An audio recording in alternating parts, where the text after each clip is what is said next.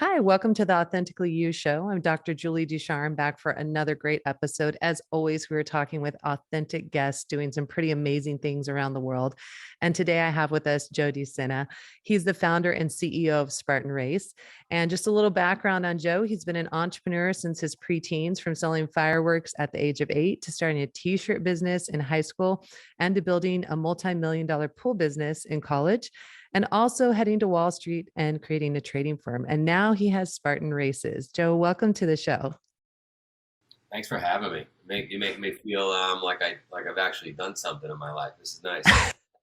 Just a few. I everything you do resonates with me. I was a young entrepreneur. I started very young. Actually, I think my first mini company I started was in high school. Also kind of t-shirt sports business stuff.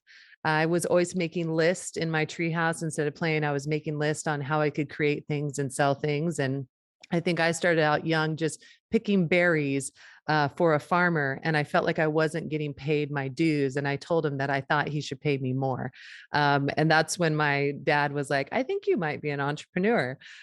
Seeing what you've done, it's always inspirational to meet people who have that fire, and that I feel like that entrepreneurial spirit is very unique among people. And before we get too far into what we're currently doing, I'd love for our listeners and viewers who don't know you very well to hear a little bit of the backstory of how you went from Wall Street to Spartan. It seems like a really big jump and such a change in industry from what you were doing. Yeah, well, even before Wall Street, I grew up in Queens, New York. If you ever saw the movie Goodfellas, I grew up Ground Zero, right where that movie was filmed, and what it depicted, which was a bunch of folks that were hardworking or hustling, stealing, killing. So as a kid, the tape that was playing in my head at a very young age was I tough enough? Mm. Um, but everybody in that neighborhood was getting something done. They were, even if they were doing bad things. And so if you didn't hustle, you probably got left behind. So that's definitely where I got a little spark. And then my mom, who found yoga and meditation at a health food store, which was probably the only health food store on the entire East Coast back in the early 70s, she pivoted. My mom and dad were both Italian, but her mom had died of cancer. She was looking for something different. This was a complete left turn. Before you know it, rather than eggplant parmesan in the kitchen, there were Indians chanting with robes on and beads, and like everything had changed. That's a big change. My parents got divorced, needless to say. My mom took my sister and I, and she moved to Ithaca, New York, because Ithaca, New York was much more open-minded to things like this. It's a college community. And I couldn't wait to get back to the neighborhood. I wanted to be with Dad. I wanted to be a tough guy. I wanted to make money. And so I went back and forth between Ithaca and Queens for most of my childhood, and then somehow made my way into college. Graduated college, got the advice of somebody from Ithaca who got me to Wall Street. And then I realized, oh wow, this is actually the big time. This is 5 levels, 10 levels above Queens, New York, and we were making money, and we had a great run on Wall Street, but it didn't feel purposeful. Mm. And some of the ways I found sanity in a really crazy place where you're chasing money but you're not getting fulfillment, was I found adventure racing. I found these crazy races all over the world. The crazier they were, the more interested I was in doing them. The Iditarod across Alaska by foot without a dog, or without the dogs or sleds.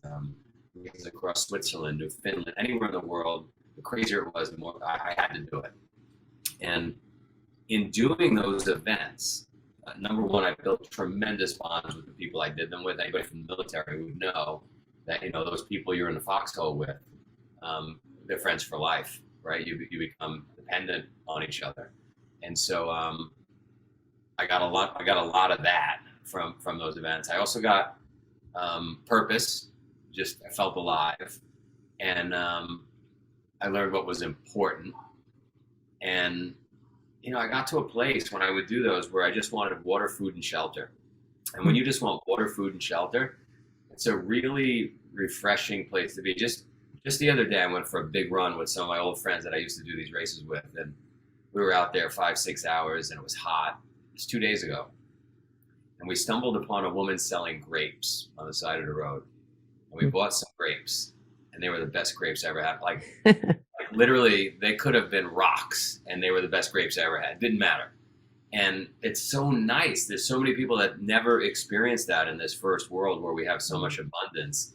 But but I had such a great time that I dreamed of starting a business that would put these races on all over the world in a manner that would attract the masses, that would attract, tens of millions of people.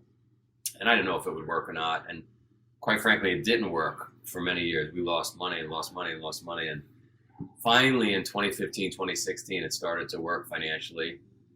By 2019, we bought out our competitor, Tough Mudder. We're on top of the world. I somehow thought for a moment that I was a genius. And then COVID hit. And, Yeah. and the entire world got shut down, and we lost an insane amount of money.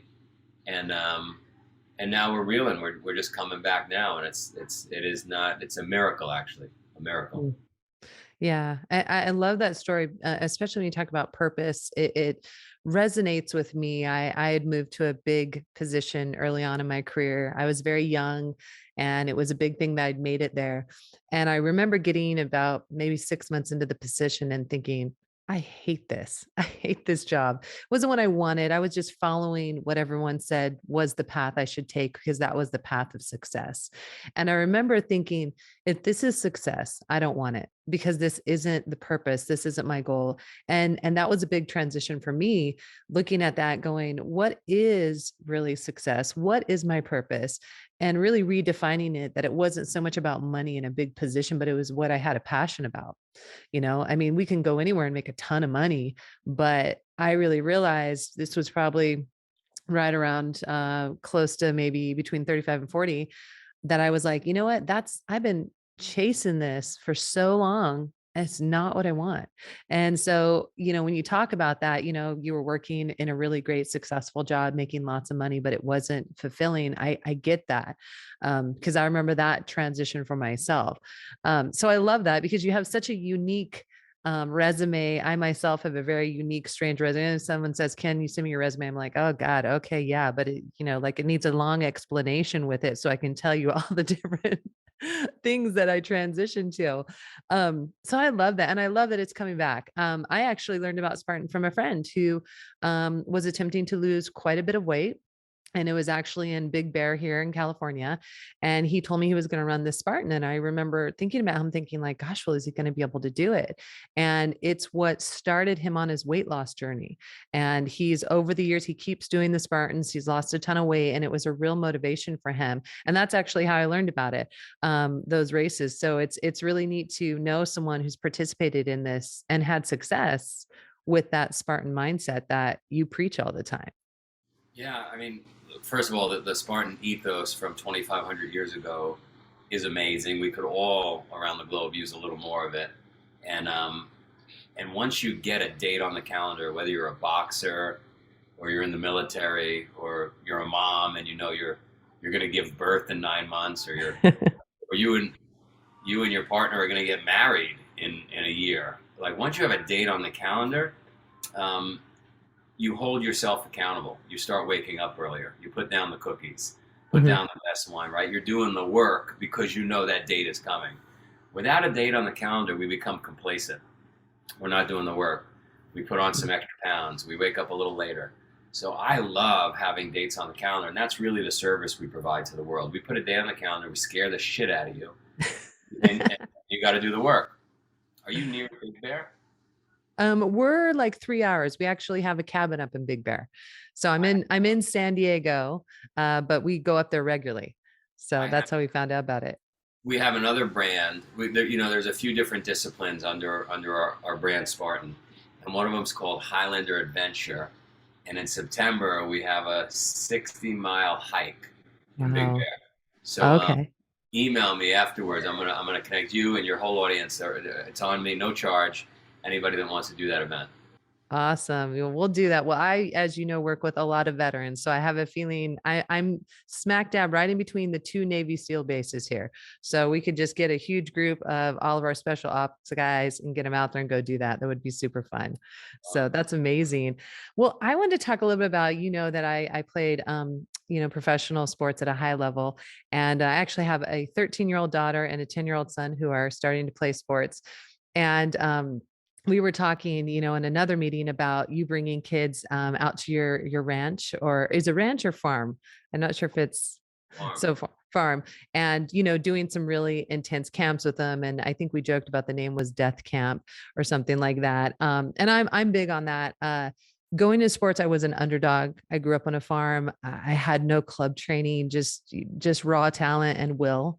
It was something that I wanted, and so I got recruited to play in college. But I was at the bottom. Like, I had to work really hard to get there. No one gave me any trophies. And today, we do a lot of like, give everyone a trophy, make everyone feel good. We don't want you to lose, which a lot of people say I don't have good empathy for this, but I feel like that's disservice to our youth. And with you working with youth, especially the younger kids like this age group, how do you feel about that and training up our kids? No, I'm on the same page. I've been pushing. I have 4 children. My wife and I have been pushing the kids pretty hard for most of their life. We hired a kung fu master from China to live in our house on the farm when our oldest was 4 years old, and he would wake them up at 5:30 in the morning and train them at night. And Wow. they now speak fluent Mandarin. They're great little athletes, and I just, a lot of people listening to this would say, "Oh, the guy's crazy. Who would move a kung fu master into their house?" Well, the opportunity existed to do it, and it was weird for sure. But think about it; they speak fluent, perfect Mandarin now, Yeah. and it helped their athletic ambitions. And I believe it's going to get them into good colleges because they're better athletes for it. But it requires a lot of work as a parent. You have to do the work, and you're not. It's not a game of friendship. I'm going to make the best friends with. It's really a game of raising young adults, Mhm. and so they need boundaries and guardrails, and they need obstacles put in front of them, not taken away, and they have to feel the pain of losing, because that's when we learn, and so with that thought process and that methodology, 3 or 4 years ago, we started something on the farm, you know, Death Camp. It's called Camp Spartan, but I call it Death Camp, and the kids love when they hear Death Camp because it sounds so badass. Like, oh, I'm gonna go do that Death Camp, and it's a couple of weeks long. It is 5 a.m. wake ups.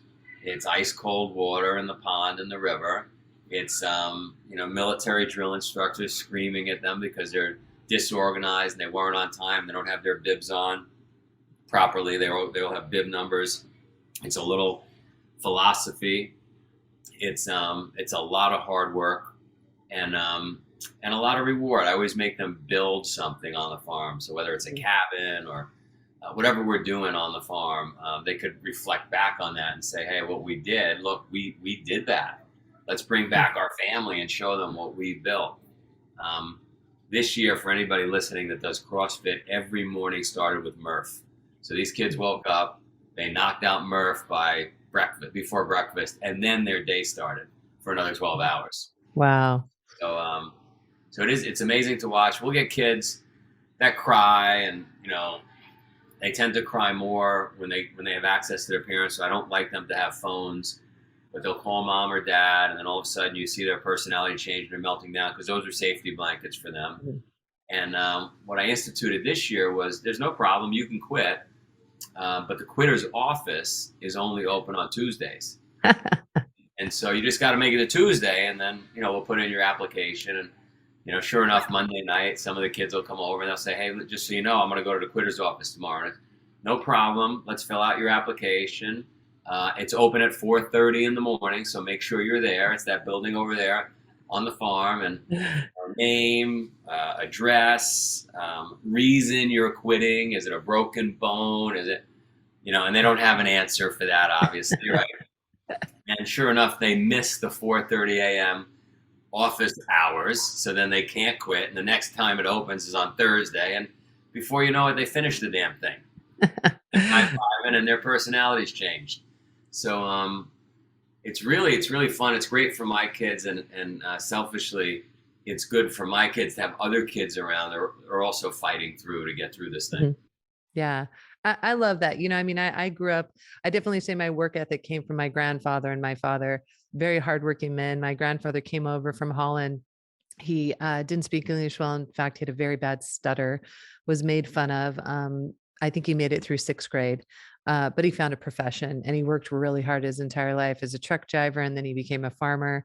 My other grandfather only made it to sixth grade as well when the depression hit, but he became a mechanic and eventually a mechanic for the military, and then his own mechanic business. And I was around all that growing up, and so growing up with those types of men in my life and that work ethic, there wasn't, like you said, there wasn't quitting. There wasn't an option for them. They had to take care of their family.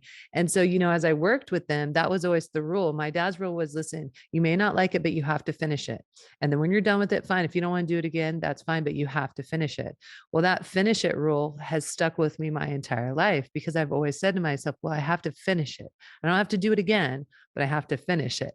And so it's such a good rule. And that's my rule with my kids, right? And, I always tell them, well, that's fine. You may not like it, but you committed to it and you have to finish it.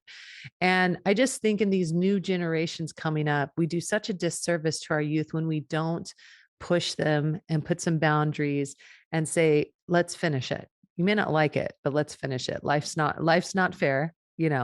And so, I mean, this is why I love your Spartan mentality and your willingness to actually not be afraid to coach kids in this way, right? Some people will be like, oh, he's so mean. He's so mean.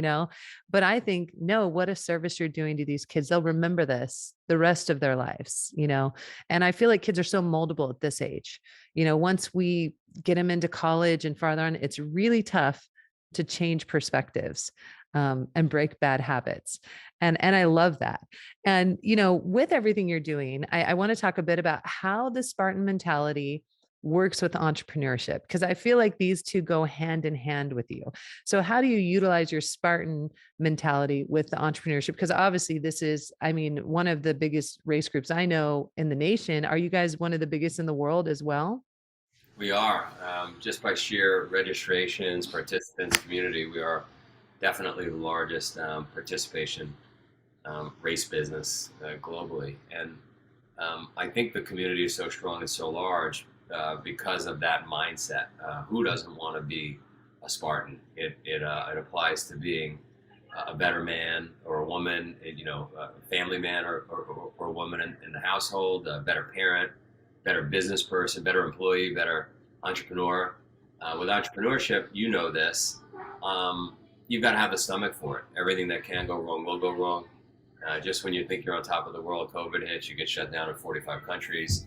Yep. Um, Payroll is hard to make no matter how well you're doing. Factories burn down. Your best employees quit. You lose your customers to the competition across the street.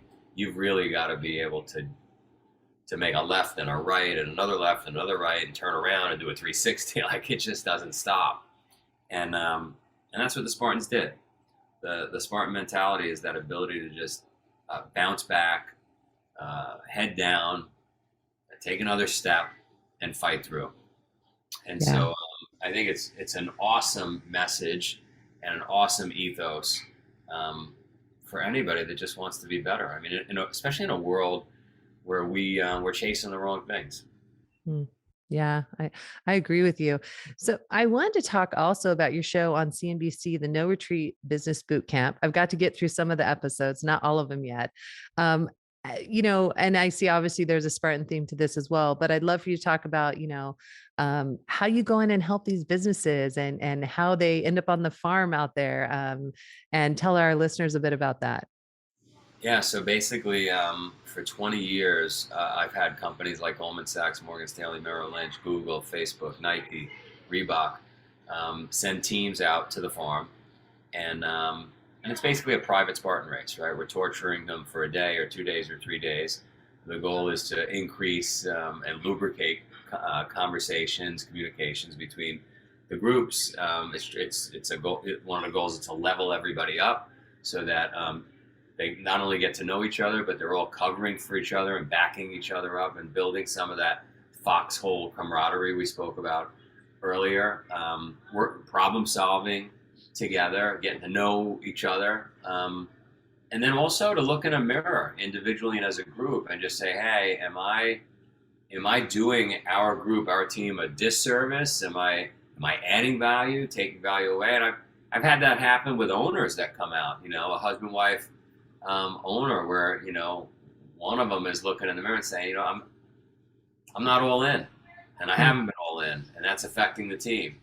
Other owners, other entrepreneurs, other team leaders have said, gee, now I see my shortcomings when it comes to, because you can hide in the office, you could hide through the daily tactics of a business. Very hard to hide on the farm, right? We expose you on the Yeah. farm, and you got to know that going in. Yeah. I was watching, I think, the first pilot episode with the cleaning company.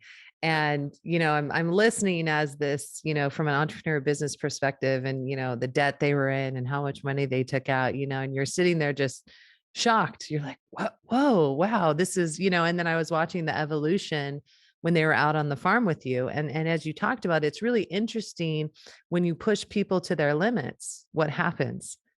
Some exceed and some break. And so it was interesting to see the results you got from these people when you really started to push them. And I was really curious to see, who was going to break, who was going to, pull through. And I was pleasantly surprised seeing the head of the business, really started to pull through as a leader. But I thought that was such an interesting perspective. Like you said, people can hide in offices for a long time, but exposing them and getting someone to actually have a realization is pretty amazing. And we unfortunately don't get to do that a lot today because of all the rules and regulations of business and HR and everything that we have to do. So I think it's really great for companies that really actually want to do this, knowing, and I remember seeing some of the videos too of the people saying they were scared to go to the, like, what is Joe going to do to me at the farm? But it was pretty interesting to see the evolution of that. And so how many episodes are there? I've only gotten through a couple, but I know you have quite a few. We filmed about 10 episodes. Some of those episodes couldn't air Mm. because, and this is a really big message to people listening, because after we filmed, some of the folks that we highlighted um, had some social media that couldn't pass the test of NBC and Mm. lawyers. And some of that social media, some of those postings were from 10 years earlier. Wow. So it's so important for us to know, especially as young people, that stuff lives out there forever. Mm. And it will more likely negatively affect you than positively affect you. So you Yeah. gotta be careful. Yeah, absolutely. I preach this to our youth all the time from like their emails, like when they have these really wonky, inappropriate emails. I'm like, listen, nobody's going to hire you with that email. Change your voice message to be appropriate. Pick up the phone, talk to someone. Don't only text them back.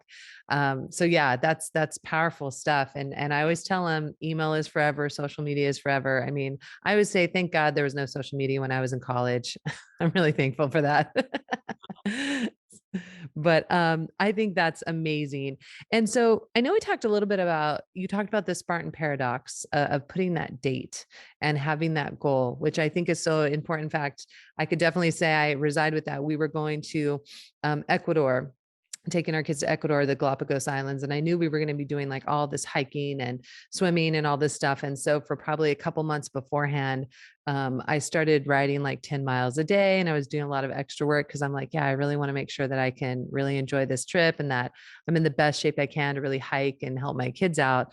And so I find that true too. That date was on the calendar, and it was like every morning I was like, I don't feel like getting out of bed to do that today, but I'm going to go do that because I know that, I have this happening with my family. And I think that's really true. Something you've said in some of your other talks is you talk about avoidance of discomfort. And could you go a little more depth into that, talking on that? Yeah, a lot of us think when we think about like what's the number one motivator for a human being, is it food, is it sex, Is it whatever you might think it is? Actually, what it is the avoidance of discomfort. We want to avoid it at all costs. So you wake up in the morning, you have every intention of working out. You find yourself making a cup of coffee or checking your social media, and that's your brain saying you don't want to work out. Because if we work out, it requires a ton of energy, and the brain speaking, doesn't want to expend that energy. It's dangerous for the brain, and it's kept us alive on this planet for 1 million years as a species. So you have to recognize that and have the knowledge that your brain is constantly trying to shut you down from doing hard things. I name my brain, right? You name your brain is a good trick, and you have a conversation with it. And you're like, hey, we already discussed this. We already been through this. So I'm going to work out. I'm not checking out my social media. I'm going to do this. So you got to recognize it. You got to have some fun with it. And look, whether I've interviewed Olympians, billionaires, doctors, neurosurgeons, they've all got these little tricks because they know that they don't want to do that 5-hour bike ride today. They don't want to do that 10 hours of studying. And so, but if they know why the brain is doing it, it's easier to get through it. Yeah, I absolutely have conversations with my brain. In fact, probably if you see me working out, it'll look like I'm talking to myself, but I really am talking to my brain. And I'm saying things like, come on, Julie, like you can do this. Stop. No, get your butt there. And I did that all throughout sports. When I hit those tough moments, it was like me coaching myself, like, all right, get your butt out there, stop sulking, like suck it up. So yeah, I fully agree with that. And I do have conversations with my brain. I haven't named my brain though. So I think I'm going to have to like give it a name, because I love that.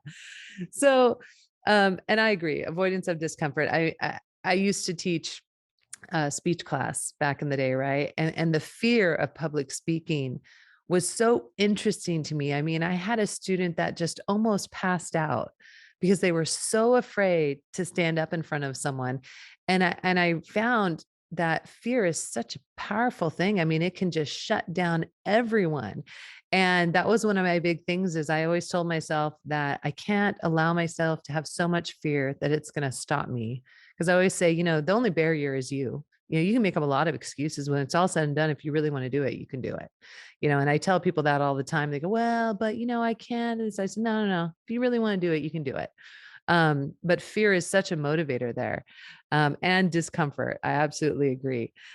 So you've had so much experience in entrepreneurship, in sports, in the Spartan method. For some of our entrepreneurs, our youth, or people thinking, I want to do something. Maybe it's start a business. Maybe it's start a t-shirt company. Maybe it's doing a mini races. What would be some tips to guide them on going after those, as we say, maybe that deeper purpose that they really want to do? Well, a couple things. Number one, change happens under pressure. So if you want to do a Spartan or a Tough Mudder or a hiking event or whatever, it's on me.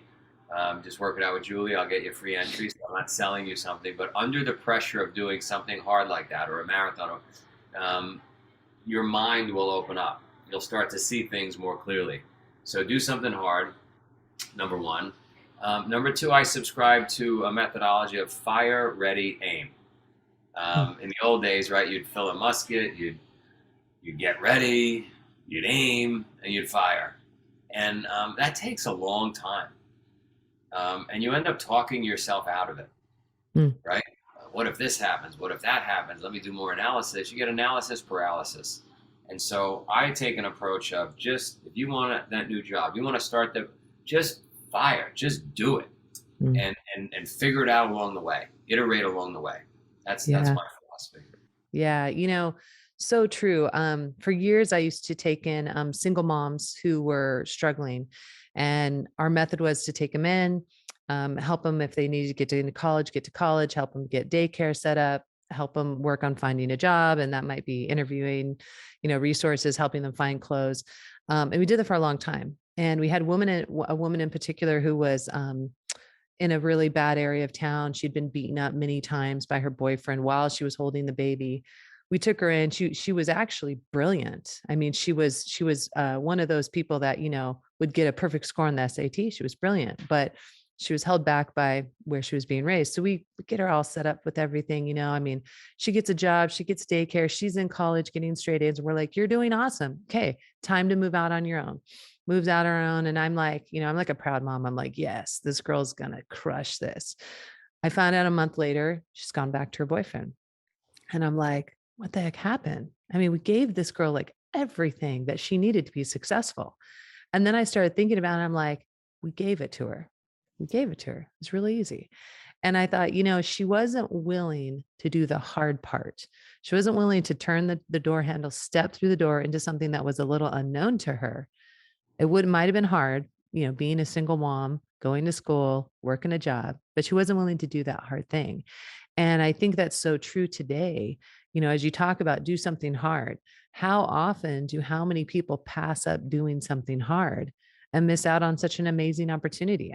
My first time I went to go do my first radio show. Now, mind you, I have a bachelor's in communication with a specialization in public speaking.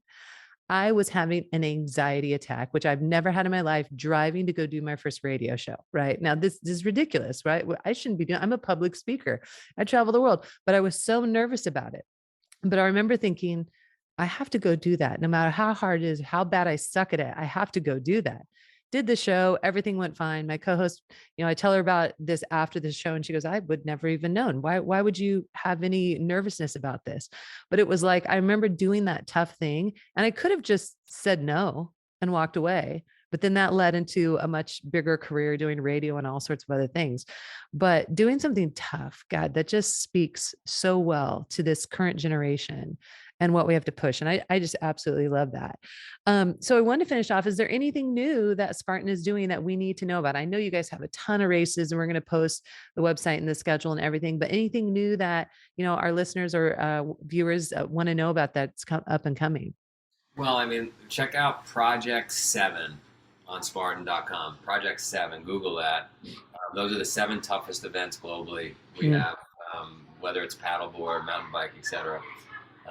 If one of those tickle you and you want to do them, you're a listener or a viewer here, just get in touch with our host here and we'll get you an entry. Check out Highlander Adventures, like I said, in Bear Mountain. That's coming in September.